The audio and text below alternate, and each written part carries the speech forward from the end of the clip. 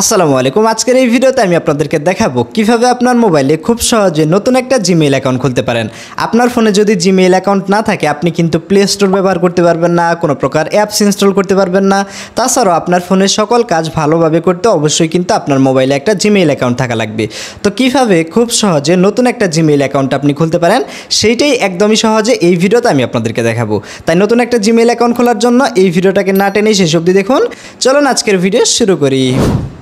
আপনার ফোনে নতুন একটা জিমেইল অ্যাকাউন্ট খোলার জন্য আপনি যে কাজটি করবেন, সরাসরি আপনার ফোন থেকে আপনি জিমেইলের অ্যাপসে চলে আসবেন, অথবা আপনি চাইলে এইখান থেকে গুগলের যে কয়টা সার্ভিস রয়েছে সবগুলা থেকেই কিন্তু খুলতে পারবেন। একই নিয়ম, বাট আমি আপনাদেরকে এইখান থেকে জিমেইল থেকে দেখাচ্ছি। আপনি যে কাজটি করবেন, সরাসরি এইখান থেকে আপনার ফোনে জিমেইলে চলে আসবেন। জিমেইলে চলে আসার পর দেখতে পারবেন এরকম ইন্টারফেস শো করবে। এখন এইখান থেকে আপনি এই যে গট ইট নামে যে অপশন রয়েছে আপনি এই অপশানে ক্লিক করে দিবেন। এইখানে ক্লিক করে দিলেই এইখান থেকে আপনাকে এই যে অ্যাড অ্যান ইমেইল অ্যাড্রেস নামে যে অপশন রয়েছে এই অপশানে আপনাকে ক্লিক করে দিতে হবে। সিম্পলি আমরা এইখান থেকে অ্যাড অ্যান ইমেইল অ্যাড্রেস এই অপশানে ক্লিক করে দিলাম।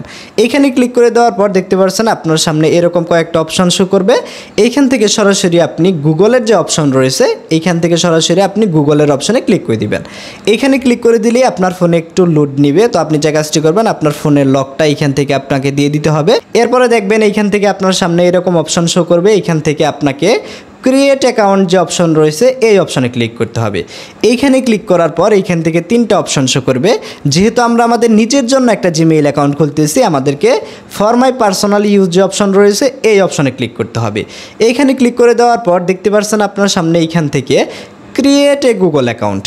এখন নতুন জিমেইল অ্যাকাউন্ট খোলার জন্য আপনাকে যে কাজটি করতে হবে, আপনার নামটা এখান থেকে দিয়ে দিতে হবে। এই যে ফার্স্ট নেম যে অপশনটা দেখতে পাচ্ছেন এইখানে আপনার নামের প্রথম অংশটুকু আপনাকে এই জায়গায় দিয়ে দিতে হবে, এবং সারনেম যেটা রয়েছে এইখানে আপনার নামের শেষের অংশ যেটুকু রয়েছে সেইটুকু দিয়ে দিতে হবে। এরপর আপনি এইখান থেকে সরাসরি নেক্সট অপশন রয়েছে নেক্সটে ক্লিক করবেন। নেক্সট অপশনে ক্লিক করে দিলেই দেখতে পাচ্ছেন এইখান থেকে যে বেসিক ইনফরমেশন নামে একটা অপশন রয়েছে। এই জায়গায় আপনার যে ডেট অফ বার্থ রয়েছে বা আপনার যে জন্ম তারিখ রয়েছে সেইটা আপনাকে এখানে দিতে হবে। এই জন্য এই যে ডে নামে যে একটা অপশন রয়েছে এখানে আপনার তারিখটা দিতে হবে জন্ম তারিখের।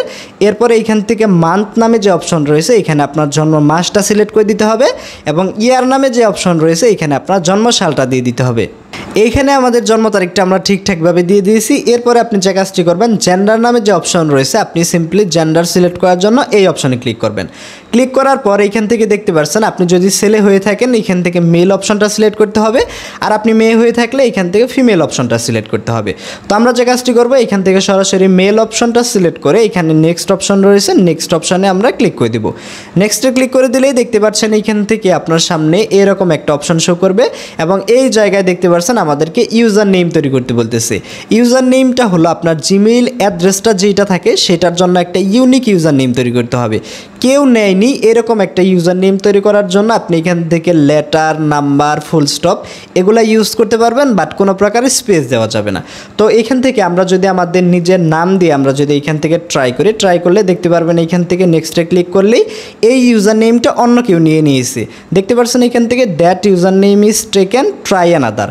এখন আমাদেরকে যে কাজটি করতে হবে, আমাদের নামের পরে আমরা এখান থেকে কয়েকটা সংখ্যা যদি বাড়িয়ে দেই, কয়েকটা সংখ্যা বাড়িয়ে আমরা যদি এখান থেকে নেক্সট অপশন রয়েছে নেক্সটে যদি ক্লিক করি, ক্লিক করলে দেখতে পাচ্ছেন এই ইউজার নেমটা নিয়ে নিয়েছি। এখন আমাদেরকে এই জায়গা থেকে একটা পাসওয়ার্ড তৈরি করতে হবে। তো এখান থেকে স্ট্রং পাসওয়ার্ড তৈরি করার জন্য আপনি নাম্বার, অক্ষর, ছোট হাতের অক্ষর, বড় হাতের অক্ষর এগুলা মিক্স করে মিনিমাম 8 সংখ্যার একটা পাসওয়ার্ড তৈরি করে নেবেন। আমরা এইখান থেকে আমাদের পাসওয়ার্ডটা সরাসরি তৈরি করে নিয়েছি। এখন আমাদেরকে এইখান থেকে নেক্সট অপশানে ক্লিক করে দিতে হবে। তো পাসওয়ার্ড দেওয়ার পর নেক্সট অপশানে আমরা ক্লিক করে দিলাম। ক্লিক করে দিলেই দেখতে পাচ্ছেন এইখান থেকে রিভিউ দেখাচ্ছে। এইখানে আমাদের জিমেইল অ্যাকাউন্টটাও শো করতেছে। এইখানে যদি আপনার ফোন নাম্বার দিয়ে ভেরিফাই করতে বলে তাহলে আপনার ফোন নাম্বার দিয়ে দিবেন, আপনার ফোনে কোড আসবে সেই কোডটা বসিয়ে দিলেই হবে। আমাদের যেহেতু ফোন নাম্বারটা চাইনি, সরাসরি আমরা নেক্সট অপশন রয়েছে নেক্সটে ক্লিক করে দিব। নেক্সটে ক্লিক করে দিলেই দেখতে পাচ্ছেন আপনার সামনে এইখান থেকে টার্মস অ্যান্ড কন্ডিশন শো করবে। একটু নিচের দিকে আসবেন। একটু নিচের দিকে আসার পর এই যে আই এগ্রি নামে যে অপশন রয়েছে এই অপশনে আপনাকে ক্লিক করে দিতে হবে। এই অপশনে ক্লিক করে দিলেই আপনি যে জিমেইল অ্যাকাউন্টটা খুললেন এই জিমেইলটা আপনার ফোনের সব জায়গায় সেট হবে, অর্থাৎ গুগলের যে কয়টা সার্ভিস রয়েছে সেখানে কিন্তু অটোমেটিকভাবেই সেট হয়ে যাবে। দেখতে পাচ্ছেন এখান থেকে এখন যদি আমরা কেটে বেরিয়ে আসি, কেটে বেরিয়ে আসলে আমরা যদি আমাদের ফোনে যে প্লে স্টোরটা যদি ওপেন করার চেষ্টা করি, দেখতে পাচ্ছেন প্লে স্টোরে চলে আসলে সরাসরি এইখান থেকে জিমেইলটা এখান থেকে আমাদেরকে অ্যাকসেপ্ট করতে বলবে। এখন আমরা চাইলে প্লে স্টোর স্টোর থেকে যে কোনো প্রকার অ্যাপস ইনস্টল করতে পারবো। আমরা এখান থেকে আমাদের গুগল, ইউটিউব, আমাদের জিমেইলের যে অ্যাপ, সব জায়গায় কিন্তু আমাদের জিমেইল অ্যাকাউন্ট যেটা রয়েছে সেটা কিন্তু দেখতে পাচ্ছেন এই যে চলে এসেছে, এবং আমাদের জিমেইলটা কিন্তু আমাদের ফোনের সাথে কানেক্ট হয়ে গেছে। আজকের ভিডিওটি এই পর্যন্তই ছিল। তো সকলে ভালো থাকুন, আল্লাহ হাফিজ।